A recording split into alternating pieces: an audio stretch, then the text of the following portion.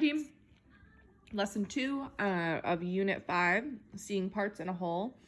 Unit fractions with a fraction strip. So today you need some tools for kiddos. You're going to need the actual fraction strips that we have upstairs in the closet. And where is the materials needed section of this? Well, you need those materials. I'm just letting you know.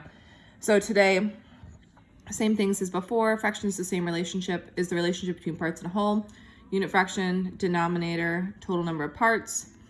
And then the numerator is also sectioned in here, which is weird. To identify a fraction, sometimes we need to look at the total number of parts, and sometimes we need to look at the size of the parts and their relationship to the whole. Okay, let's dig into this today like we always do. We're gonna go to the problem first. I like to read first to be able to identify what I'm actually asking myself. So today, we are gonna see problems that give us rectangular cake, break it into 4 so she can share it with her mom, dad, and sister. No. And then where do you see 1/4? How do you know? So today, scholars are going to be able to ask themselves, what does the denominator tell me? The denominator tells me the total equal parts. How many total equal parts should there be in a whole? Great, if the answer is 4, how many parts do I need to break the whole into? 4. So right now you've already heard some of my scholar thinking. I'm going to do it again when we get to this page. Come here. Okay. All right, so Maya baked rectangular cake. She wants to break it into 4s, blah, blah, blah. Annotations, yes, big problem. Show cake 1/4. Knowns, unknowns, and I think we're gonna move to a plan soon. Cake broke into, they wrote 4ths. I'm gonna write the word 4ths. Great, and then I'm not going to put a representation down here because the representation is actually going to be my solving strategy. So right now, my key scholar thinking that I'm going to do, my KST, 1,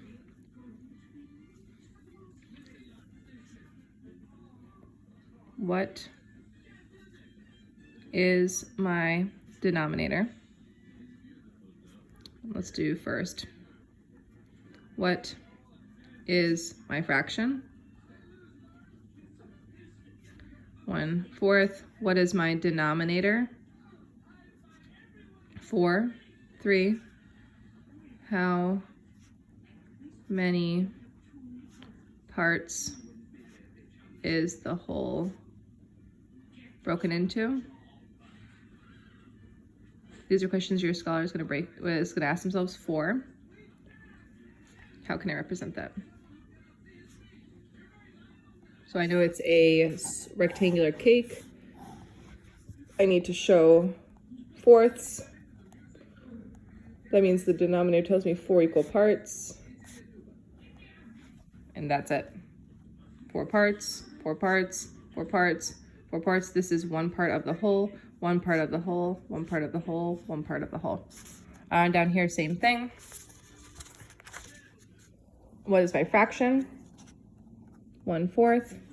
What is my denominator? 4. How many parts does the whole need to be broken into? 4. Great, so how can I represent it?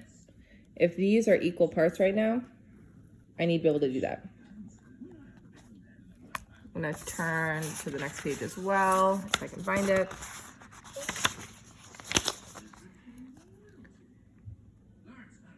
What is my fraction? 1/3. How many parts? What is my denominator? 3. So how many parts is the whole broken into? 3. How can I represent? I can decompose. I'm sorry, I wasn't using that word before. Decompose into 3 equal parts. Very similar. How many equal parts are in this whole? What can I name each part? I haven't included that yet. So then what is the unit fraction? So I'm going to actually add that in now. How can I represent? How many equal parts in my whole? How can I represent? 5, 6. What can I name each part? And then what is the unit fraction? Okay, so that gives you the key scholar thinking, because my big idea or my new skill today is, let me go right back here. I can identify and represent unit fractions using models, pictures, or fractions notation. To identify a fraction, sometimes we need to look at the number of parts, and sometimes you need to look at the size of the parts and their relationship to the whole. How many equal parts are in the whole? What can I name each part and why? What is a unit fraction? I can identify and represent unit fractions by looking at the whole and thinking, how many equal parts are in this whole and how many parts are being referred to? If there are different sized parts, I can look at the specific part and say, how big is that part compared to the whole?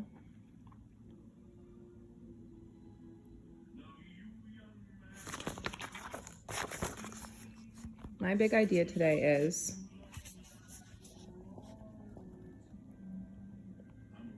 when today, tomorrow, and every day, I can represent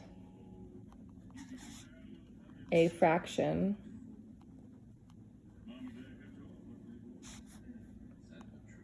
I can represent a fraction in a whole.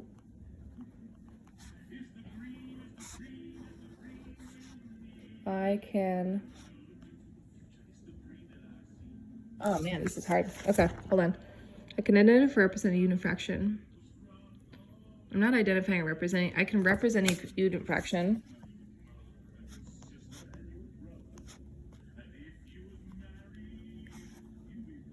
I can represent a unit fraction by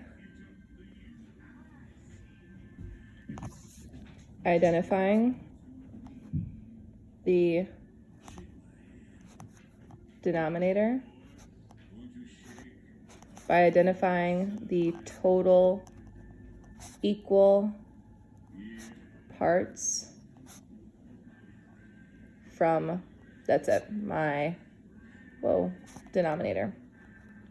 Sorry, that took me so long, team. Okay, I can represent a unit fraction by identifying the total equal parts from my denominator. I ask myself, what's my fraction? What's my denominator? How many equal parts should the whole be broken into? How can I represent it? So then what's the name of each part? And then what's the unit fraction? We'll unpack the teacher questions later.